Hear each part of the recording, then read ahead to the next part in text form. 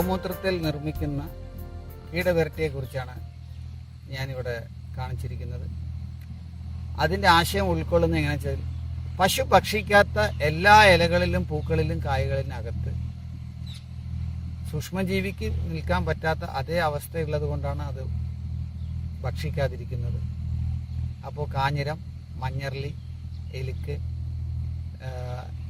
ഇവിടെ പാലക്കാട് നമ്മുടെ ഭാഷയിൽ എരിക്ക് പറയും, ചില ഭാഗങ്ങളിൽ എരിക്ക് എന്ന് പറയും. രണ്ടും ഒന്ന് തന്നെയാണ്. വാതംകൊല്ലിൻ്റെ ഇല, ആര്യവേപ്പിൻ്റെ ഇല, ഈ വക സാധനങ്ങൾ, വെളുത്തുള്ളി, ഇഞ്ചി, പച്ചമുളക് എന്നിവ ചേർത്ത് ഗോമൂത്രത്തിനകത്ത് ചെയ്യുന്ന കീടവിരട്ടിയാണ് ഇവിടെ നമ്മൾ ചെയ്യുന്നത്. അതിൽ കീടവിരട്ടി നമ്മൾ ഉപയോഗിക്കാൻ ഒരു 6 മാസം, 1 മാസത്തിനകം ഉപയോഗിക്കുകയാണെങ്കിൽ അത് തിളപ്പിക്കേണ്ട ആവശ്യമൊന്നും വരുന്നില്ല. അതിൽ കൂടുതൽ കാലത്തിന് നമ്മൾ ഉണ്ടാക്കിയിട്ട് അത് പ്രിസർവേഷൻ ചെയ്ത് വെക്കാനുള്ള ഉദ്ദേശമാണെങ്കിൽ ഒരു തവണ ഒന്ന് തിളപ്പിച്ചിട്ട് അതിനെ അരിച്ച് വൃത്തിയായിട്ട് എടുത്ത് വെക്കുകയാണെങ്കിൽ നമുക്ക് 6 മാസം 1 വർഷം വരെയും ഈ കീടവിരട്ടി ഉപയോഗിക്കാൻ പറ്റും. കാരണം ഇവിടെ ഓരോ ഇലകൾക്കും ഓരോ രുചികളാണ് വരുന്നത്, ഓരോ പൂക്കൾക്കും ഓരോ ഗന്ധങ്ങളാണ് വരുന്നത്. അപ്പോൾ രുചിയും ഗന്ധവും, അതായത് ചെടിക്കകത്ത് കീടവിരട്ടിൻ്റെ പഴകിയ ഗോമൂത്രത്തിൻ്റെ ഗന്ധം ഉണ്ടെങ്കിൽ തന്നെ പ്രാണികൾ വരില്ല. രണ്ടാമത്തത്, കീടങ്ങളിൽ ശത്രുകീടമുണ്ട്, മിത്രകീടമുണ്ട്. അതായത് ശത്രുകീടങ്ങൾ നമ്മുടെ സസ്യത്തിന് നശിപ്പിക്കാനുള്ള വാത്സന കൂടുതലായിരിക്കും. യഥാർത്ഥത്തിൽ മിത്രകീടങ്ങൾ എന്ന് പറയുന്നത് പൂമ്പാറ്റ കീടം, ഈച്ചകൾ. ഇത് പരാഗണം നടത്താൻ നമ്മൾക്ക് സഹായമായിരിക്കണം. അങ്ങനെ പരാഗണം നടക്കുന്ന സസ്യങ്ങൾ മാത്രമേ രണ്ടാമത്തും വിത്തായിട്ട് ഉൽപ്പാദിപ്പിക്കാൻ പറ്റുകയുള്ളൂ. അതുകൊണ്ട് കീടത്തെ ഒരിക്കലും കൊല്ലരുത്. നമ്മൾ ഈ കീടനാശിനി ഉപയോഗിക്കുന്ന സമയത്ത് കീടങ്ങൾ മരിച്ചു പോവുകയാണ്. കീടങ്ങൾ ഒരിക്കലും മരിക്കരുത്. കാരണം നമ്മളിവിടെ കീടനാശിനി ഉപയോഗിക്കുമ്പോൾ ചില കീടങ്ങൾ വരമ്പുകളിനകത്ത് വരും. ഈ വരമ്പുകളിനകത്ത് വരുന്ന കീടങ്ങളാണ് പിന്നീട് ഇതിൻ്റെ പരാഗണത്തിന് സഹായിക്കുന്നത്. അപ്പോൾ ഇവിടെ പശു ഭക്ഷിക്കാത്ത ഇലകളിനകത്ത് വെളുത്തുള്ളി, ഇഞ്ചി, പച്ചമുളകും ചേർത്ത് കഴിഞ്ഞാൽ കീടവിരട്ടി.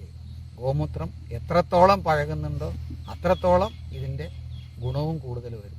ഇതിൻ്റെ അളവ് എങ്ങനെയാണെന്ന് ചോദിച്ചു കഴിഞ്ഞാൽ, 10 ലിറ്റർ ഗോമൂത്രത്തിലേക്ക് 1 കിലോ അളവിലാണ് ചേരുവകൾ ചേർക്കേണ്ടത്. അതായത് 10 ലിറ്റർ വെള്ളം ഉണ്ടെങ്കിൽ 500 ഗ്രാം ഇല അരച്ച് ചേർത്താം. ബാക്കി 500 ഗ്രാം ഇഞ്ചിയും പച്ചമുളകും, 10 ഗ്രാം വെളുത്തുള്ളിയാണ് വേണ്ടത്. 10 ലിറ്റർ വെള്ളത്തിലേക്ക് 1 ലിറ്റർ കീടനാശിനിയാണ് ഒഴിക്കേണ്ടത്. അതിൽ കൂടുതൽ വന്നു കഴിഞ്ഞാൽ ചെടികൾക്ക് ക്ഷീണം വരും. വർഷകാലത്ത് അല്പസ്വല്പം കൂടുതലായാലും കുഴപ്പമില്ല. പക്ഷെ വേനൽക്കാലത്ത് റേഷ്യോ വളരെ പ്രത്യേകിച്ച് ശ്രദ്ധിച്ച് തന്നെ ചെയ്യണം. കാരണം നനവും മറ്റതില്ലാത്തത് കൊണ്ട് 10 ലിറ്റർ വെള്ളത്തിലേക്ക് 1 ലിറ്റർ ഗോമൂത്രം ചേർത്തിട്ടതാണ് തിളച്ചു കൊടുക്കുന്നത്. മൂന്നാമത്തത്, ഈ കീടവിരട്ടിൻ്റെ മറ്റൊരു ഗുണം എന്താ വെച്ചാൽ, ഈ കീടവിരട്ടികൾ ചെടികളിൻ്റെ ഇലകളിൽ വരുമ്പോൾ അത് പിന്നീട് തിരിച്ച് മണ്ണിലേക്ക് വരുമ്പോൾ അത് ഒരു വളപ്രയോഗം കൂടിയായിട്ട് ഓട്ടോമാറ്റിക്കായിട്ട് മാറും. അങ്ങനെ കീടവിരട്ടി കൊണ്ടുള്ള 2 ഗുണങ്ങളാണ്. ഇപ്പോൾ എലിക്കിൻ്റെ ഇല നമ്മൾ മണ്ണിനകത്ത് ഈ വർഷം ഇട്ട് കഴിഞ്ഞാൽ അടുത്ത വർഷം ആ മണ്ണിൽ കിട്ടുന്ന പച്ചക്കറികളായിക്കോട്ടെ, ഏത് സസ്യങ്ങളായിക്കോട്ടെ, വാഴയായിക്കോട്ടെ, ഏത്, ഇപ്പോൾ വാഴയ്ക്ക് പോലും നമ്മൾ ഈ കീടവിരട്ടി ഉപയോഗിക്കുന്നത് വാഴ വച്ച് 3-മത്തെയോ അല്ലെങ്കിൽ 5-മത്തെയോ ഇല വരുന്ന സമയത്ത് ഒരു വാഴയ്ക്ക് 1 ടീസ്പൂൺ, 10 ലിറ്ററിൽ 1 ലിറ്റർ വെള്ളം ഒഴിച്ചിട്ടുള്ള കീടവിരട്ടി വാഴയിൽ ഒഴിച്ചു കൊടുക്കുകയാണെങ്കിൽ വാഴൻ്റെ തൂമ്പിലൂടെ ഇത് വേര് വരെ എത്തും. അങ്ങനെ വേര് വരെ എത്തുന്ന സമയത്ത് വാഴേൻ്റെ കിഴങ്ങിൻ്റെ എല്ലാ ഭാഗങ്ങളും ഇതിൻ്റെ ഗന്ധം ഉണ്ടാവും.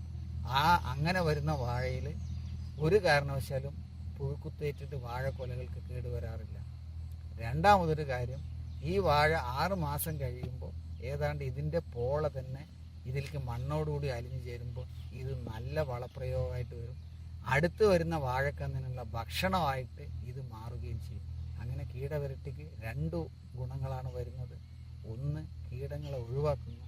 രണ്ടാമത്, പിന്നീട് ഇത് തന്നെ വളമായിട്ട് മാറുകയും ചെയ്യും. അങ്ങനെ 2 ഗുണങ്ങളാണ് ഈ രീതിയിലുള്ള കീടവിരട്ടിക്ക് ഉള്ളത്.